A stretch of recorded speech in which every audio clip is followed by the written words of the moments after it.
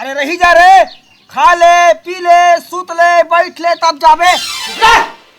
अच्छा अपन बेटी में बला बला बला निशा, ए निशा आ तो बेटी का है बाबू? ये दे दामान हद लेके बरा है, बाहर बटोल ले, कचरा माटी फेंक दे और जूठा कट्ठा पनीर फेंक दे और पहिर ओढ़ के चल दे बेटी। हाँ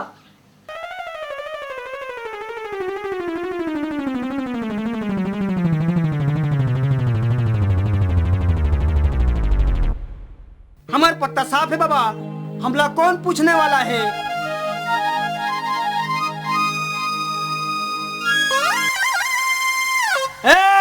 ए डोकरा, ए डोकरा,